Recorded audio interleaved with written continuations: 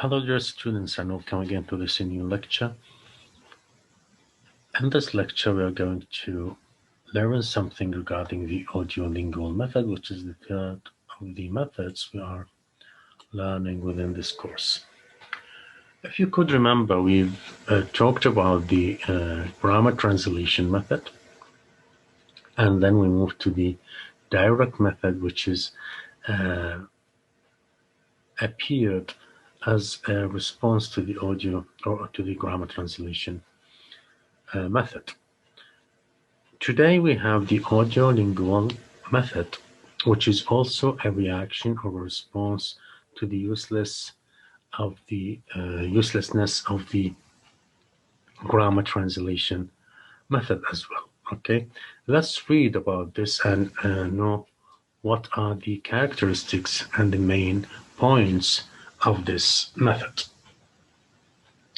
The audio method gained attention in the 1950s, so it appeared or the attention was drawn to this method in the 20th century, in the 50s, largely in the USA, where it was rooted in the military's need during the World War II to train a large number of soldiers in different languages. So the attention was drawn to this method in order to enable soldiers who are taking part in the Second World War to use the language. As you know, soldiers of the United States were situated in different places in the world. So they have to be able to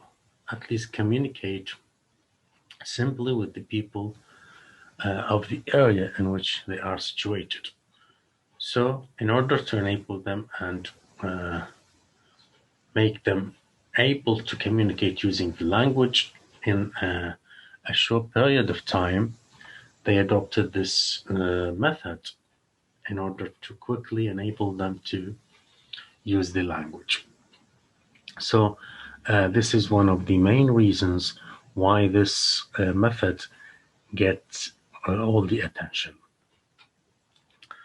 Although it claimed to have turned language teaching from an art to a science, this is the theory of the method.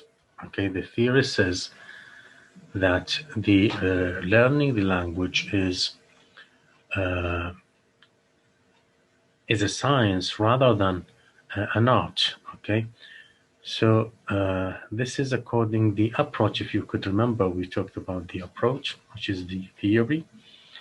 So the theory on which the audiolingual method is based is this one. So it shared several aspects with the direct method. So it has some similarities with the direct method.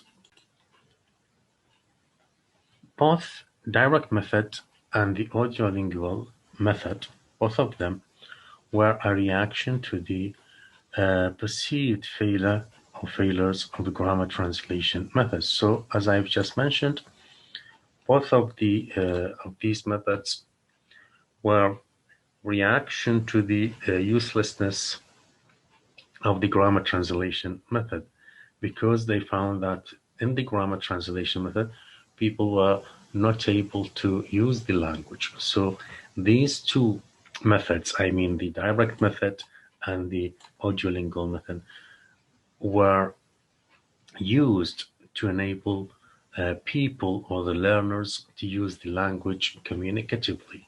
Okay, so this is the similar aspects or the similarities between the direct method and the audiolingual method. Also, both methods, I mean the direct method and the audiolingual method, ban the use of mother tongue. So they don't allow these two methods, do not allow the learners to use their mother tongue. And both of them prioritize listening and speaking skills over reading and writing, which is also the same thing. We can find the opposite in the grammar translation method. In the grammar translation method, we find the reading and writing uh, is at the center. Okay, but in these two methods, I mean the direct method and the audiolingual method, listening and speaking is prioritized. Okay, given more importance than the reading and writing. So, audiolingual method is nevertheless different in several ways. Although the audiolingual method is similar in some way to the or somehow to the direct method, but it has some differences. It differs from the direct method in some characteristics. So, what are these? It drew on early 20th century beliefs of behaviorism that anything could be learned through conditioning, or they call it habit formation. What does that mean? It means that they learn the language by repeating the same thing again and again until you be able to use it automatically. It is a kind of behavior, okay? But when we go back to the direct method, we find that learning the language is something different. They use the language, the target language directly in everything in the classroom so that the students get familiar with the use of the language and be exposed to the language in order to use it. But here in the audiolingual method, they use the process of repetition in order to uh, enable learners to use the language automatically. So they repeat the same thing. The teacher, for example, say a sentence and ask the learners to repeat after him or after a record tape so that the learners repeat it again and again until they become familiar or they can produce the same sentence automatically by repetition. So it becomes like a behavior. That's why it is called habit formation. So they form a habit, okay, by repetition, of course. The second thing which makes this method different from the direct method is the structuralism and structural linguistics that emphasize the grammatical structure. So this method also different from the direct method by using the structures.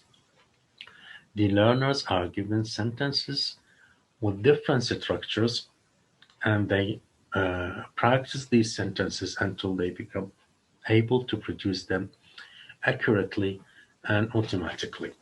So they use the structures or the grammar structures in the examples. They are not given the um, grammar rules as we have as we had in the grammar translation method. The way is different. The structures are in the sentences themselves. They are not given alone or not explicitly introduced to the learners. Also, in the audiolingual method, grammar is prioritized over vocabulary. But what does that mean?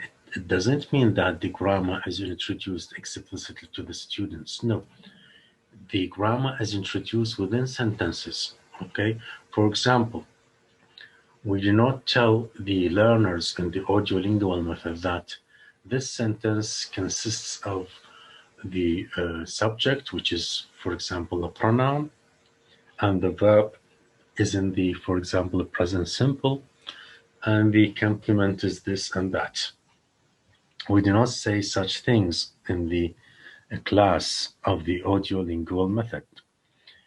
The way we introduce the grammar, we just introduce the students to the sentence, to the full sentence. Okay, for example, Tom goes to school every day. They repeat the sentence, okay, again and again until they are or until they become familiar with the use of such a structure. This structure of the sentence, which is Tom is the subject, goes is the verb in the present simple, to school every day is the complement of the sentence. So they just repeat the sentence and they will be able to recognize the subject, verb, and the complement by repeating this sentence without mentioning that this part of the sentence is the subject and this part is the verb. There is no such thing in the audiolingual method, which is different from the grammar translation method, which is, as we have mentioned, introduce grammar explicitly. So this is one of the main features. Grammar is prioritized over vocabulary. So grammar or structures are more important than the vocabulary. And also accuracy over fluency. So the most important thing is to accurately pronounce or say the sentences they are asked to repeat. They emphasize the accuracy more than the emphasis they put on the fluency. So students may produce these sentences slowly without a fluency, but these sentences are produced accurately. Okay, they pronounce the words or the sentences in the correct way.